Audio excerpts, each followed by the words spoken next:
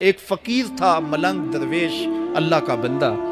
اس کی عادت یہ تھی کہ اپنے ڈیرے پہ آنے والوں کو کھلاتا، ان کو پلاتا، ان کی ضروریات کا خیال رکھتا، لیکن کو مالی آسودگیاں نہیں تھی. ہوتا یہ تھا کہ بعض اوقات لوگ آتے تو ادھار لے کر کے وہ لوگوں کو کھلا دیتا. خیر، چونکہ فقیر کا مزاج یہ ہوتا ہے کہ لوگ آئیں اس کے ڈیرے سے کھائیں. بابا بلے شاہ نے بھی کہا تھا نا، اٹ کھڑک کے دکڑ بجے تتا ہووے چلا، آن فقیر کھا کھا جاون راضی ہووے بلا. یہ فقیروں کا مزاج ہے. تو جو بھی آتا اس کے ڈیرے سے کھاتا اور وہ ادھار اٹھا اٹھا کے لوگوں کی ضروریات کو پورا کرتے رہتے. وقت آخر آ گیا، جن لوگوں نے ادھار دیا تھا وہ سارے تقاضا کرنے آ گئے. اب بابا جی کو کیا فکر لاحق ہے کہ یہ میرے مہمان اور میں ان کو کچھ پیش کرنے کی صلاحیت نہیں رکھتا. ایک بچہ تھا، وہ کچھ سامان بیچ رہا تھا، پتیسا بیچ رہا تھا یا کوئی اور چیز بیچ رہا تھا. اس نے گلی سے گزرتے ہوئے آواز لگائی، خادم کو کہا سے بلا کے لاؤ. کہا تم بیچ رہے ہو تو میرے مہمانوں کو کھلا دو. بچہ بڑا خوش ہوا کہ میں سارا دن گلیوں میں گھوم کے یہ پتیسا بیچنا تھا، اب یہ ایک جگہ ہی سارا فروخت ہو گیا تو یہ تو موج لگ گئی، میں جلدی گھر چلا جاؤں گا، میری ماں خوش ہوگی. تو سارا ان مہمانوں کو کھلا دیا گیا. اور اس کے بعد کہا بابا جی پیسے. کہا تم بیٹھ جاؤ، جب ان کو ملیں گے تو تجھے بھی مل جائیں گے. وہ بیٹھ گیا، 2 4 10 منٹ بیٹھا تو بچہ تھا پھر کھڑا ہو گیا، بابا جی پیسے. کہا جب ان کو ملیں گے تو تجھے بھی مل جائیں گے. پھر آدھا گھنٹہ گزرا تو پھر اس نے کہا بابا جی پیسے، میری ماں میرا انتظار کر رہی ہے، ہمارے گھر کا چولہا اسی سے جلتا ہے، میں یہ پیسے لے کر جاؤں گا اور میری ماں کوئی ہنڈیا خریدے گی اور ہم شام کا گھر کا کوئی سلسلہ کریں گے.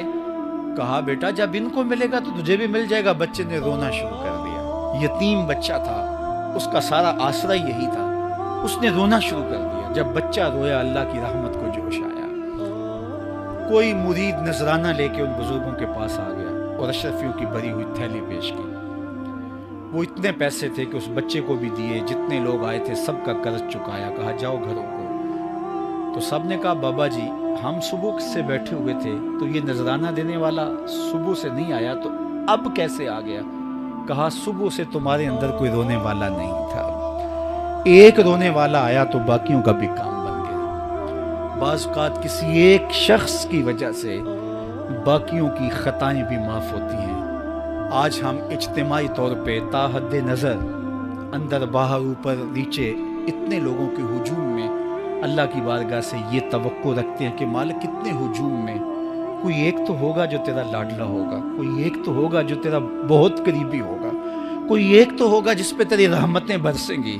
تو مالک اس کے صدقے سے ہماری خطائیں بھی معاف کر دے، ہمارے گناہ بھی معاف کر دے. کوئی ایک رونے والی آنکھ مل گئی تو باقیوں کا بھی کام بن جائے گا. اٹھ فریدا ستیا تے میلہ ویکھن جا، وت کوئی بخشیا مل جاوے تے توں ہی بخشیا جا. میرے مالک ہم سب کی خطائیں معاف کر دے، ہم سب سے درگزر فرما اور ہم سب کے باطن کو ستھرائیاں دے دے، ہمارے اندر کو پاکیزگیاں دے دے. بہت وقت میں نے اور آپ نے صاحب گزار لیا، تیزی کے ساتھ زندگی بیت رہی ہے. میں اگر اپنے آپ کو دیکھوں تو میری زندگی کتنی بہاریں کاٹ چکی ہے. اگر آپ اپنے آپ کو دیکھیں، کوئی 60 سال، کوئی 20 سال، کوئی 25 سال، زندگی تیزی کے ساتھ گزر رہی ہے. بندہ جب سوچتا ہے کہ میں 40 سال کا ہو گیا ہوں تو آگے میری زندگی کے اگر 30 سال بھی ہیں تو 30 سال تو کافی ہیں، لیکن وہ پیچھے اگر پلٹ کے دیکھے تو 40 سال یوں گزر گئے جس طرح چٹکی بجائی جاتی ہے. جب چٹکی بجانے کے وقت میں 40 سال گزر گئے محسوس ہوتے ہیں تو جو باقی 30 سال اگر ہوئے بھی وہ تو گمان ہے میرا، وہ تو گمان ہے آپ کا. ہمیں تو ایک سانس کا بھی نہیں پتا. پوچھا گیا زندگی اور موت کے بارے میں کیا خیال ہے؟ کہا فجر پڑی ہے، پتہ نہیں ظہر پڑھ سکیں گے یا کہ نہیں. کہا اتنی لمبی امیدیں لگائے بیٹھے ہو. کہا ظہر پڑی ہے، پتہ نہیں عصر پڑھنے کا موقع نصیب ہوتا ہے کہ نہیں. کہا یہ بھی طول عمل ہے. ایک بولا عصر پڑی ہے، پتہ نہیں مغرب پڑھ سکیں گے یا کہ نہیں. کسی نے کہا ایک رکعت پڑی ہے، پتہ نہیں دوسری رکعت بھی پڑھنا نصیب ہوتی ہے یا نہیں. کہا یہ سب تمہارے منہوں کی باتیں ہیں. میں تو کہتا ہوں ایک طرف سلام پھیرا ہے، پتہ نہیں دوسری طرف سلام بھی پھیر سکیں گے یا کہ نہیں. کیا موت اتنی قریب نہیں ہے؟ ہم نے اپنی آنکھوں کے سامنے لوگوں کو جدا ہوتے یوں نہیں دیکھا ہے. ہم کہتے ہیں اس کی خبر سنا رہے ہو موت کی، یہ تو میں نے ابھی سبزی والی دکان پہ دیکھا تھا. لیکن جب موت آتی ہے تو ایک لمحے کا تقدم اور تاخر نہیں ہوتا. تو صاحب آئیے اپنی زندگی کو اللہ اور اس کے رسول کی راہوں پہ ڈالیں. آج وقت ہے آج موقع ہے، آج توبہ کا دروازہ کھلا ہے، کل سب کچھ نہیں ہوگا۔ آج اس کی رحمتیں آواز دے رہی ہیں، آج وقت ہے، وقت پر کافی ہے تب ہوں۔ اللہ کو بوڑھے کی توبہ بھی پسند ہے، اللہ کو ہر ایک شخص کی توبہ پسند ہے، لیکن یہ بات ذہن میں رکھو کہ میرے اللہ کو جوان کی توبہ بہت زیادہ پسند ہے۔ میرے اور آپ کے آقا مولا نے فرمایا انا حبیب اللہ، میں اللہ کا حبیب ہوں۔ کتنا بڑا اعزاز ہے جو میرے حضور کا ہے، لیکن ایک دوسرے مقام پہ ارشاد فرمایا الشاب التائب حبیب اللہ، سن لو جو جوان جوانی میں توبہ کرے وہ بھی اللہ کا حبیب ہے۔ کتنا بڑا اعزاز ہے۔ میں یہ دیکھتا ہوں کہ ہماری مجالس میں، بالخصوص آج کی اس مجلس کے اندر، مجھے جو لوگ دکھائی دے رہے ہیں وہ نوجوان ہیں۔ تو جوانی جنون کا شعبہ قرار دیا گیا ہے، شعبۃ من الجنون کہا گیا ہے، لیکن وہ جوان جس نے اپنی جوانی اللہ کی یاد میں گزاری، اللہ کے ذکر میں گزاری۔ جوانوں، عبادت کی لذت بھی جوانی میں ہے۔ اگرچہ جوانی مستانی ہوتی ہے، ذرا اس مستانی جوانی کو تہجد کے مصلے پہ لا کے دیکھو، کیا مستی چڑھتی ہے سجدوں کے اندر، کیا لطف ہے قیام کے اندر، کیا سکون ہے رکوع کے اندر۔ اس جوانی کو مالک کی چوکھٹ پہ لاؤ، پھر دیکھنا کہ یہ جوانی کتنی لذت آفری ہوتی ہے، اور پھر اس جوانی کے بدلے میں اللہ تعالیٰ تمہیں کیا کیا عطا فرماتا ہے۔ وَرَجُلٌ قَلْبُهُ مُعَلَّقٌ بِالْمَسَاجِدِ، وہ آدمی جس کا دل مسجد کے ساتھ وابستہ ہوتا ہے، اللہ کے گھر کی تعمیر، اللہ کے گھر کی تزئین، اللہ کے گھر کی صفائی ستھرائی، اللہ کے گھر کی آباد کاری، اللہ کے گھر کی حاضری، یہ اس کی زندگی کا مشغلہ ہے۔ مسجد کے ساتھ وابستہ ہے، اس کو جنون ہے اللہ کا گھر خوبصورت ہو، اس کو جنون ہے اللہ کے گھر میں رونق ہو، اس کو جنون ہے کہ اللہ کے گھر میں صفائی ستھرائی ہو، پاکیزگی ہو، لوگوں کا آنا ہو، اور لوگوں کا مسجد سے ربط ہو، اور مسجد کی حفاظت اس نے اپنے ذمے لی ہوئی ہے، مسجد کے کام وہ غلاموں کی طرح کرتا ہے۔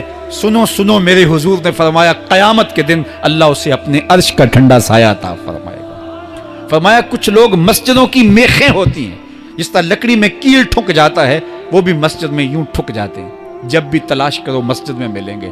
فرمایا جب وہ بیمار پڑ جاتے ہیں، اللہ کے فرشتے ان کے گھر میں حال پوچھنے جاتے ہیں۔ یارو، جوانی کے ایام میں مسجدوں کے ساتھ اپنے آپ کو وابستہ کرو، مسجدوں کی صفائی بھی اپنے معمولات میں شامل کرو۔ جس طرح آپ اپنے معمولات بتاتے ہیں کہ ویکینڈ پہ میں یہ کرتا ہوں، روزانہ کی میری جو ہے وہ ترتیب یہ ہے، مہینے کے بعد ایک مرتبہ یہ تفصیلی کام کرتا ہوں، اپنی زندگی میں مہینے بعد، 8 دن بعد، یا جب آپ کو فرصت ہو، مسجد کی صفائی کا اپنے اوپر ذمہ لو۔ کسی بھی مسجد میں چلے جاؤ، اس کو صاف کرو۔ جب تم اللہ کے گھر کو دھو گے، اللہ تمہارے دل کو دھو دے گا، تمہارے دل کو اللہ پاک کر دے گا۔ تو یہ مسجدیں کعبۃ اللہ کی بیٹیاں ہیں۔ اللہ تعالیٰ نے مسجدوں کے ذریعے زینت دی ہے زمین کو، جس طرح آسمان ستاروں سے سجا ہوا ہے۔ بند کمرے میں تھا، اپنے رب کو یاد کیا، اللہ کی یاد کرتے کرتے اس کی آنکھوں سے آنسو ٹپکنے لگے، اس کی آنکھیں آنسوؤں کا خراج دینے لگی۔ تو میرے اور آپ کے آقا و مولا نے فرمایا کہ یہ آنسو اتنے قیمتی ہیں، ان آنسوؤں کے بدلے میں قیامت کے دن اسے عرش الہی کا سایہ نصیب ہوگا، عرش الہی کا سایہ اسے نصیب ہوگا ان آنسوؤں کے بدلے میں۔ رومی علیہ رحمہ فرماتے ہیں جہاں پانی گرتا ہے وہاں سبزہ اگتا ہے، جہاں آنسو گرتے ہیں وہاں رحمت اترتی ہے۔ تو اس لیے جو اللہ کی یاد میں رونے کا لطف ہے، اور اللہ کی یاد میں آنسو بہانے کا اجر اور صلہ رکھا گیا ہے، یہ گناہوں کو دھو ڈالتا ہے، یہ اندر کی صفائی اور ستھرائی کا سبب اور ذریعہ ہے۔ میرے اور آپ کے آقا و مولا نے فرمایا راتوں کی تنہائیوں میں اٹھ کے قرآن پڑھا کرو، اور قرآن پڑھتے ہوئے رویا کرو۔ پھر فرمایا فَإِن لَمْ تَبْكُوا فَتَبَاكُوا، اگر رونا نہ آئے تو رونے کی کوشش کیا کرو۔ حضرت داتا گنج بخش علی حجویری سے ایک مرید نے کہا حضرت اگر رونے کی کوشش کریں پھر بھی رونا نہ آئے، فرمایا پھر اپنے مقدر پہ رویا کرو۔ تم اتنے سنگ دل ہو گئے ہو کہ تمہاری آنکھیں آنسوں کا خراج نہیں دیتی۔ جو رونا نہیں جانتا وہ اللہ کی رحمتوں کو اور اللہ کی کرم نوازیوں کو کیسے سمیٹ پائے گا؟ بچہ روتا ہے تو ماں دودھ دیتی ہے، جب بندہ اللہ کے حضور الہاؤ زاری کرتا ہے، عجز کرتا ہے، انکساری کرتا ہے، تو اللہ کی رحمت آئیں گے، وہ اس جگہ میں سما جائیں گے۔ لیکن آج پھر اس جگہ نے اپنی تنگ دامانی کی شکایت کی۔ اللہ تعالیٰ جل شانہ ہمارے لیے آسانیاں پیدا کر دے۔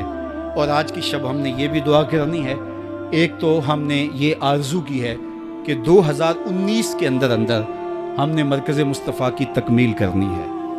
یہ میرے بس کا روگ نہیں ہے، کروڑوں روپے درکار ہیں، لیکن آج کی رات کی ہوئی دعائیں اگر قبول ہوئیں تو یہ ٹارگٹ مشکل بھی نہیں ہوگا۔ اللہ لوگوں کے دلوں کے اندر یہ بات ڈال دے گا اور وہ سعادت سمجھ کے اس کام کو اپنے ذمے لیں گے۔ ہر شخص یہ سمجھے کہ اس مرکز کی تعمیر میری ذمہ داری ہے اور میں اپنی استطاعت کے مطابق اس ذمہ داری کو نبھاؤں گا۔ ہم نے یہ بھی مانگا ہے کہ میرے مالک ہمیں وسیع و عریض جگہ بھی نصیب فرما کہ جس میں ہم اپنے آنے والے مہمانوں کو اچھے انداز سے بٹھا سکیں، ان کی ضروریات کو پورا کر سکیں، ان کے لیے پارکنگ فراہم کر سکیں۔ مجھے پتہ ہے جس مشکل کے ساتھ آپ لوگوں نے اپنی گاڑیاں کھڑی کیں اور جس مشکل کے ساتھ اب یہاں باہر اندر اوپر اور مرکز کے ہالز کے اندر یہاں برآمدوں میں جس طرح آپ کھڑے ہیں سب میری نگاہوں میں ہیں۔ اللہ آپ کو اس کا بہتر صلہ دے گا۔ جو عظیمت کے راہی، ہم جو عظیمت کے راہی، منزل پہ جا کر دم لیں گے، میدان عمل میں نکلے ہیں، میدان عمل میں نکلے ہیں، باطل کو مٹا کر دم لیں گے، ہم جو عظیمت کے راہی، منزل پہ جا کر دم لیں گے۔ اتنے لوگوں کی آمین کے ساتھ تیری بارگاہ میں دعا ہے اس مرکز مصطفیٰ کو قیامت تک سلامت رکھنا، اس کی رونقیں آباد رکھنا۔ جس شخص نے مرکز کی تعمیر کے لیے ایک اینٹ بھی دی، اللہ اسے جزا دینا۔ جس نے گزرتے ہوئے محبت کی نظر سے دیکھا بھی، اللہ اسے بھی جزا دینا۔ اللہ مرکز کی تعمیر کے لیے ہمیں خزانہ غیب سے وسائل عطا فرمانا۔ اللہ تو کریم ہے، ہمارے لیے آسانیاں پیدا کر دینا۔ اللہ تیرے بندے جمعۃ المبارک کو اجتماعات میں دیگر مواقع پہ یہاں حاضر ہوتے ہیں، ہمارے لیے ان کی سواری کھڑا کرنے کے لیے، ان کے بیٹھنے کے لیے جگہ نہیں ہے۔ میرے مالک یہ جس محبت سے آتے ہیں، ہم پلکوں پہ بھی بٹھائیں پھر بھی حق ادا نہ ہو۔ مالک ان کے لیے، اپنے ان بندوں کے لیے، تیرے دین کے یہ مہمان ہو کے آتے ہیں، اللہ ان کے لیے وسیع اور کشادہ جگہ نصیب فرما دے۔ اللہ تیرے لیے کوئی مشکل نہیں ہے، ان کے لیے کشادہ جگہ عطا کر دے۔ اس کے لیے خزانہ غیب سے ہماری مدد فرما، ہماری نصرت و اعانت کر دے۔ اللہ یہ جو مشکلیں سہتے ہیں، تکلیفیں سہتے ہیں، اللہ اس کا ان کو